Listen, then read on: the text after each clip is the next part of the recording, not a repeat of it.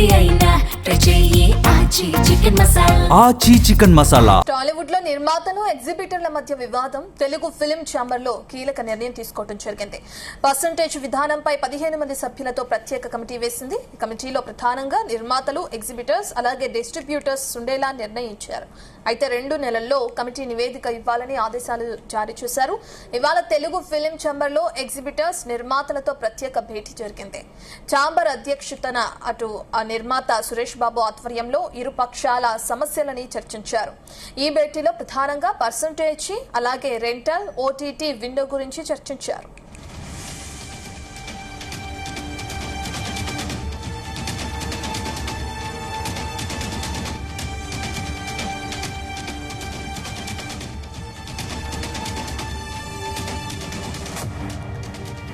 సంబంధించిన డీటెయిల్స్ మా ప్రతినిధి వినోద్ అందిస్తారు. వినోద్, అటు నిర్మాతలు, ఎగ్జిబిటర్ల మధ్య సమన్వయం కోసం పర్సంటేజ్ విధానంపై కమిటీ ఏర్పాటు చేసినట్లు మనకు తెలుస్తుంది. కమిటీలో ప్రధానంగా ఇటువంటి నిర్ణయం తీసుకున్నారు. పర్సంటేజ్ గురించి ఇంతకు ముందు కూడా ఇదే విధంగా చర్చలు జరగడం మనం చూసాం. మళ్ళీ ఇదే అంశం తెరపైకి వచ్చింది కదా, ఏంటి డీటెయిల్స్ అండి దీనికి సంబంధించి?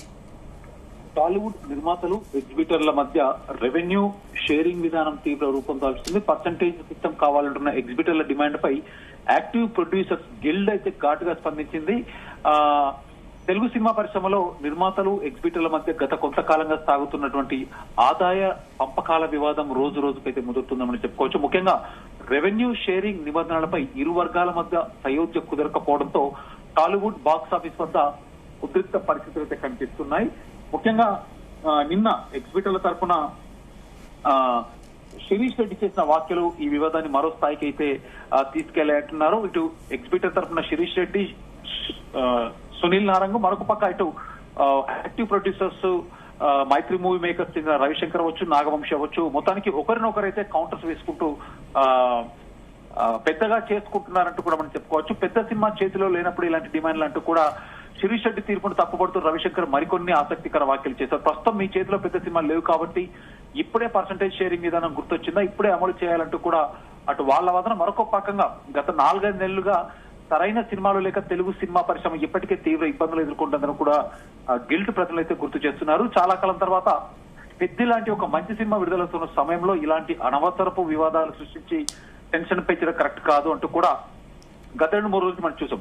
అయితే మొత్తానికి నిన్న ఈ విషయంపై ఏదో ఒక క్లారిటీ రావాలంటూ కూడా ఇవాళ ఉదయం సురేష్ బాబు అధ్యక్షతన ఫిలిం ఛాంబర్ లో అయితే ఒక మీటింగ్ అయితే కొనసాగుతుంది. ప్రస్తుతానికి ఇంకా కంటిన్యూగా కూడా ఎగ్జిబిటర్లు, నిర్మాతలు దాదాపు ఒక 20-25 మంది అందరూ కలిసి కూడా సురేష్ బాబు అధ్యక్షత అయితే భేటీ కొనసాగుతుంది. పర్సంటేజ్ వ్యవహారంపై చర్చిస్తున్న ఎగ్జిబిటర్లు, నిర్మాతలు, film chamber president Suresh Babu ఆధ్వర్యంలో అయితే కొనసాగుతున్న ఈ చర్చలు. మొత్తానికి ఇందులో కూడా ఇటు గిల్లు నుంచే కాకుండా ఇటు నిర్మాత అల్లు అరవింద్, అలాగే దిల్ రాజు, మైత్రి రవి, స్రవంతి రవికిషోర్, ఎవరైతే మొన్న గిల్డ్ మీటింగ్ లో లేనటువంటి నిర్మాతలు కూడా ఇవాళ అందరూ అందుబాటులో ఉండి ఇటు ఎగ్జిబిటర్ నుంచి సునీల్ నారంగ్, అలాగే శ్రీధరు, మరికొంతమంది ఎగ్జిబిటర్లు, నిర్మాతలు అందరూ కలిసి దాదాపు 3 గంటల నుంచి అయితే ఈ భేటీ కొనసాగుతుంది. మొత్తానికి కొద్దిసేపటి కిందట మనకు అందుతున్న సమాచారం ప్రకారం ఫిలిం ఛాంబర్ అయితే ఒక కీలక నిర్ణయం అయితే తీసుకుంది. పర్సంటేజ్ విధానంపై కమిటీ ఏర్పాటు చేయాలంటూ కూడా నిర్ణయించారు. దాదాపు 15 మంది సభ్యులతో ఒక సమన్వయ కమిటీ అయితే వేయాలంటూ కూడా నిర్ణయం తీసుకున్నారు. కమిటీలో ఎగ్జిబిటర్స్, నిర్మాతలు, డిస్ట్రిబ్యూటర్ల నుంచి ఒక్కొక్క విభాగం నుంచి 5 చొప్పున సభ్యులు ఉండేలా కూడా ప్లాన్ చేసి దాదాపు 2 నెలలు లోపు ఒక నివేదిక ఇవ్వాలంటూ కూడా కమిటీకి సూచించారు. తెలుగు ఫిలిం ఛాంబర్ ఆధ్వర్యంలో ఈ కీలక నిర్ణయాలు అయితే తీసుకుంటారు. అయితే 15 మందితో కమిటీ వేసినామంటూ కూడా శ్రీకాళకి చెప్పడం జరిగింది. 2-3 గంటలుగా వాడి వేడిగా ఈ భేటీ అయితే కొనసాగుతుంది. అయితే మధ్య మధ్యలో మనం విజువల్స్ లో కూడా ఇందాక చూసినటువంటి విజువల్స్ లో కూడా సునీల్ నారంగ్ అరిచి బయటికి రావడం, మళ్ళీ సునీల్ నారంగ్ కి సర్ది చెప్పుకుంటూ దిల్లాదు లోపలికి తీసుకెళ్లడం, ఆ తర్వాత ఇప్పటిదాకా నిర్మాతలు, ఎగ్జిబిటర్లు అంతా కలిసి ఒకే భేటీలో పాల్గొన్నారు. ఇప్పుడు మాత్రం నిర్మాతలు సపరేట్ గా, మరొక పక్క ఎగ్జిబిటర్లు సపరేట్ గా, వీళ్ళందరూ అదొక ఒక భేటీ అయితే కొనసాగుతుంది. ఏది ఏమైనా ఇవాళ దాదాపు సాయంత్రం 4 గంటల వరకు ఈ భేటీపై ఒక కొలికొచ్చే అవకాశం ఉంది. ఇప్పటికే మనకు అందుతున్న సమాచారం ప్రకారం దాదాపు 2 నెలల వరకు ఒక కమిటీ వేశారు.